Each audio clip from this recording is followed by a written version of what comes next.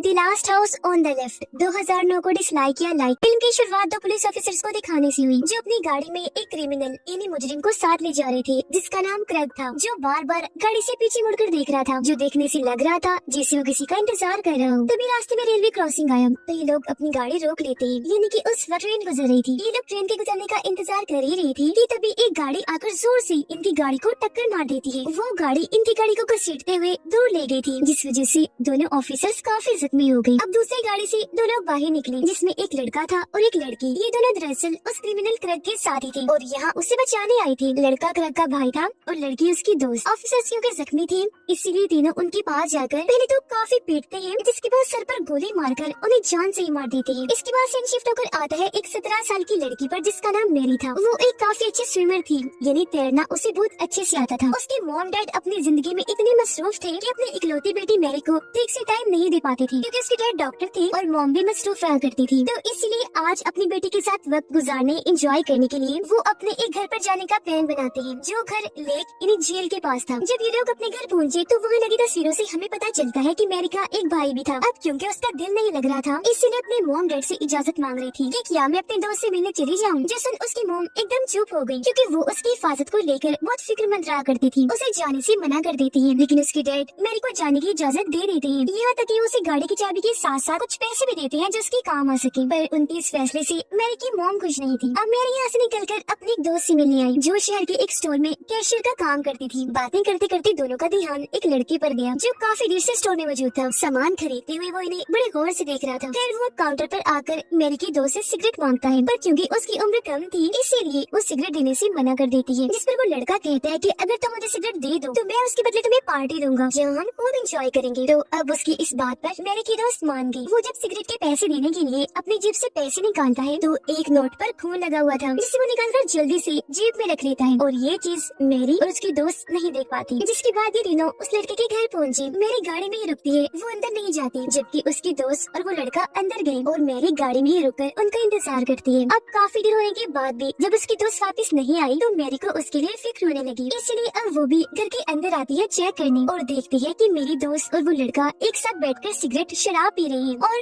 खूब एंजॉय कर रही है। मेरी ने अपनी दोस्त को कहा कि काफी देर हो चुकी है, अब हमें चलना चाहिए, लेकिन जब उसकी दोस्त उसे जिद करने लगी कि आओ ना मेरी, तुम भी हमारे साथ एंजॉय करो, तो मेरी को उसकी बात माननी पड़ती है। वो भी इनके साथ सिगरेट और शराब पीकर एंजॉय करने लगी और इस तरह से इन तीनों की दोस्ती हो गई। तभी मेरी के पास उसकी मोम की कॉल आई जो उसे कहती है बेटा कहाँ रह गई हो, कब तक आना है घर, मुझे फिक्र हो रही है। इस पर वो जवाब देती है मोम दरअसल मैं अपनी दोस्त के साथ हूँ, अगर आपकी इजाजत हो आज रात मैं उसके घर पर रुक सकती हूँ। पर इससे पहले कि उसकी मोम कुछ कहती सिग्नल चले गई, जिस वजह से फोन कट जाता है। इसके बाद ये लोग आपस में बातें करते हैं और खूब इंजॉय भी। थोड़ी देर बाद लड़के की फैमिली यहाँ आ गई, जो लोग और कोई नहीं बल्कि वही थे जिन्होंने ऑफिसर्स को मारा था, इन्हीं क्रेग, उसका भाई और उसकी दोस्त। दरअसल क्रेग उस लड़की का बाप था। वो अपने बेटे इन्हीं मेरी की दोस्त को कहता है कि पुलिस वहाँ मेरे पीछे पड़ी हुई है और तुम यहाँ लड़कियों के साथ एंजॉय कर रहे हो, कोई फिक्र है तुम्हें। इतना कहने के बाद क्रेग अपने भाई और दोस्त को कहता है कि इन दोनों लड़कियों को पकड़कर बंदी बना लो। तब वो दोनों आकर मेरी और उसकी दोस्त को पकड़ लेती है, जिस पर दोनों काफी डर गयी। मेरी उनसे कहने लगी प्लीज हमें जाने दीजिए, मैं वादा करती हूँ आप लोगों के बारे में किसी को नहीं बताएंगे। लेकिन फिर भी क्रेग उसकी बात नहीं मानता, बल्कि उसका भाई तो इन्हें चाकू दिखाकर डराने लगा। इस वजह से मेरी काफी घबरा गई। वो क्रेग के बेटी यानी अपनी दोस्त से मदद मांगती है। अब हालांकि वो उनकी मदद करना चाह रहा था, पर अपने बाप क्रेग की वजह से मजबूर था, तो इसीलिए उनकी कोई मदद नहीं कर पाता। मेरी की दोस्त चालाकी से खुद को छुड़वा कर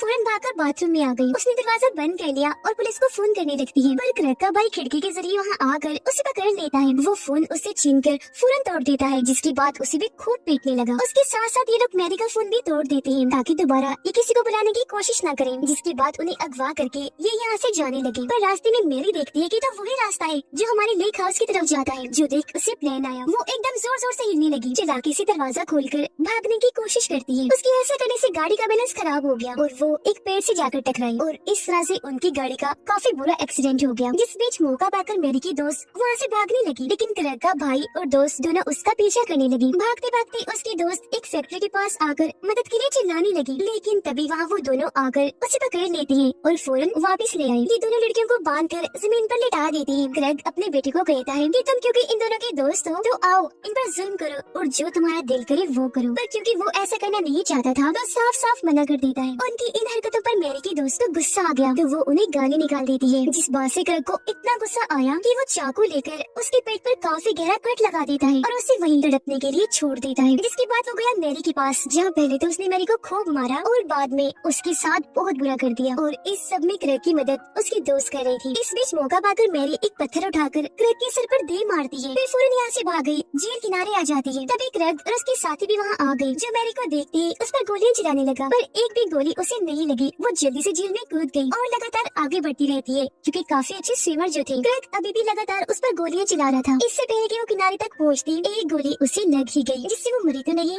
पर काफी जख्मी होकर वही पानी में बेहोश हो जाती है। तो अब ये लोग उसे मरा हुआ समझकर वहाँ से चली गई और एक लेक हाउस में जाने लगते हैं मदद मांगने के लिए, क्योंकि क्रेग के भाई और उसके बेटे को चोट लगी हुई थी। ये लेक हाउस में गए जो और किसी का नहीं बल्कि मैरी के मॉम डैड का था, पर क्योंकि ये बात वो नहीं जानते थे तो लगातार मदद मांगते रहते हैं, जिसमें वो दोनों राजी हो गए और इन्हें अंदर बुलाकर मैरी के डैड उनके जख्मों का इलाज करने लगते हैं, क्योंकि वो एक डॉक्टर थी। मैरी की मॉम कहती है कि आप लोग क्योंकि हमारे मेहमान हैं तो आज रात हमारे गेस्ट हाउस में रुक सकते हैं अगर आप चाहें तो, क्योंकि बाहर काफी तेज बारिश हो रही है और आप लोगों के पास कोई गाड़ी भी नहीं है। जिस पर वो मान गई। वो फिर इन सब के लिए कॉफी भी बनाती है और जब क्रेग का बेटा अपना कप रखने के लिए किचन में गया तो फ्रिज पर लगी मैरी की तस्वीर देखकर समझ जाता है कि ये दोनों उसके मॉम डैड हैं, पर वो ये बात किसी को नहीं बताता, छुपा लेता है, क्योंकि उसे डर था कहीं मेरे डैड क्रेग इन दोनों को भी ना मार दे। वो फिर वहाँ बैठकर रोने भी लगा, क्योंकि उसे इस बात की शर्मिंदगी हो रही थी कि अगर मैं उन्हें अपने घर में ना लाता तो उन दोनों के साथ ये सब ना होता और आज वो जिंदा होती। वो फिर मैरी का लॉकेट वहीं रखकर वापिस सबके पास आ गया और अब ये चारों सोने के लिए चले जाते हैं। मैरी की मॉम डैड भी जब अपने कमरे में जाने लगी तो उन्हें घर के बाहर से अजीब सी आवाजें आने लगी। वो जब चेक करने बाहर गई तो ये देखकर काफी हैरान रह जाती है कि मैरी वहाँ काफी जख्मी हालत में पड़ी है। वो घबरा गई, भागकर फौरन उसके पास आते हैं। अपने बेटे की ऐसी हालत देखकर उनकी भी हालत खराब हो गई। वो जल्दी से उसे अंदर ले आई। गोली उसकी कमर पर लगी थी, जिसे निकालने के लिए सारा जरूरी सामान लेने उसकी मॉम किचन में आई, जो वहाँ पड़ा मैरी का लॉकेट भी देख लेती है। वो उसे उठाकर अपने हस्बैंड के पास आई,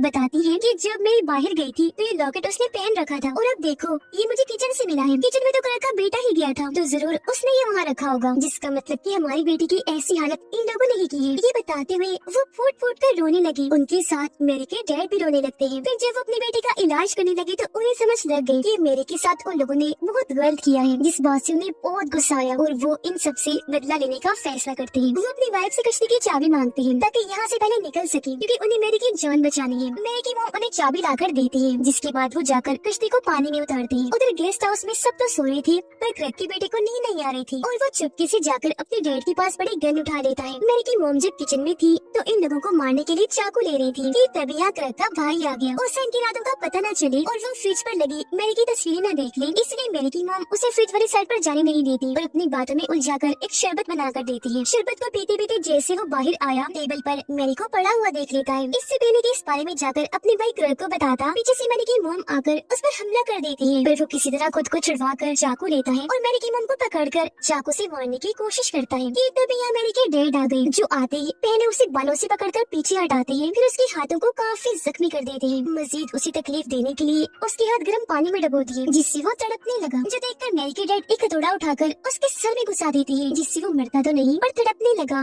और उसे ऐसे छोड़कर अब ये दोनों गेस्ट हाउस में आ गए थे, जहाँ क्रेग और उसके दोस्त तो सो रहे थे, जबकि क्रेग का बेटा वही साइड पर गन लेकर बैठा हुआ था, जो पहले तो गन को इन्हीं पर तान देता है पर गोली नहीं चलाता, बल्कि गन मैरी के डैड को दे देता है। गन की आवाज सुनकर क्रेग की दोस्त की आँख खुल गई। वो जैसे ही उठी मैरी के डैड उस पर गोली चला देते हैं, जो गोली उसकी गर्दन को छूकर निकल गई। उसका काफी खून बहने लगा तो जल्दी से वॉशरूम में आकर छुप जाती है। मैरी के डैड वॉशरूम का दरवाजा खोलकर अंदर आ गई। मैरी की मॉम भी वहाँ आ गई थी, जो पहले तो क्रेग की दोस्त को काफी मारती है, फिर उसकी गर्दन पर गोली मारकर जान से ही मार देती है। इस हड़बड़ी में क्रेग की भी आँख खुल गई। मैरी के डैड उस पर भी गोलियां चलाने लगी, पर वो जल्दी से खिड़की से कूदकर भाग गया और इनके घर के अंदर आ जाता है। अंदर आकर उसे अपने भाई की लाश मिली, साथ ही टेबल पर खून और खून से भरे हुए कपड़े दिखते हैं, जो देखकर इसे कुछ समझ नहीं आती कि आखिर इन लोगों ने मेरे भाई को क्यों मारा और अब ये लोग मुझे क्यों मारना चाहते हैं। तभी क्रेग खिड़की से मैरी और उसकी मॉम को देख लेता है, जो कश्ती में थी और बस यहाँ से निकलने ही वाली थी। वो सारी बात समझ गया कि मेरी इनकी बेटी है और ये लोग उसका बदला लेने के लिए हमसे लड़ रहे हैं। इतनी ही देर में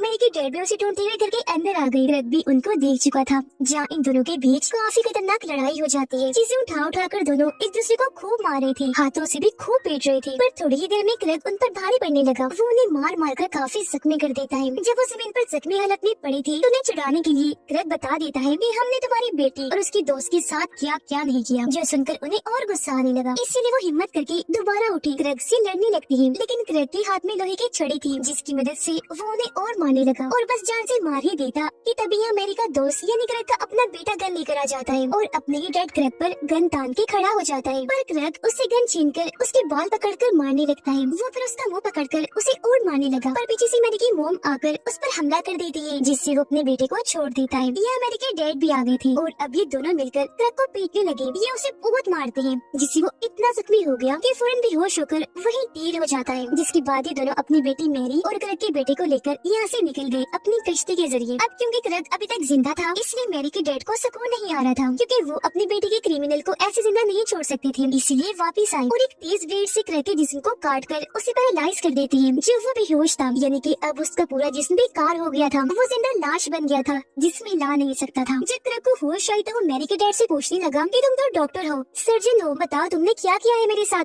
मेरे को सर्जरी की है। पर उसके डैड जवाब देते हैं, मैंने जो भी किया है अब इससे तुम्हें बहुत मजा आने वाला है, लेकिन हाँ मजा तब आएगा जब तुम जिंदा बचोगे। जिसके बाद वो क्रैग के सर को ओवन में रखकर फुल स्पीड में ओवन को ऑन करके वहाँ से चले जाते हैं, जिससे उसे बहुत तकलीफ होने लगी। उसका सर पिघलकर ओवन से धुआं निकलने लगा और अचानक सर एकदम फट जाता है, जिससे उसके सर के कई टुकड़े हो जाते हैं और इस तरह से उसकी दर्दनाक मौत हो गई और मैरी के मॉम डैड का बदला पूरा हुआ। अब ये कहानी हमें बहुत सारे सबक देती है, जैसे कि हमेशा अपने बच्चों को टाइम दिया करें, उनके साथ बाहर घूमने वगैरह जाया करें, ताकि बच्चों को बाहर जाने की आदत और शौक ना हो, इससे वो गलत कामों में पड़े। और अगर आप किसी वजह से अपने बच्चे को टाइम नहीं दे पा रहे तो हमेशा उन पर नजर रखें, उनकी सेफ्टी हिफाजत का हमेशा ख्याल रखें।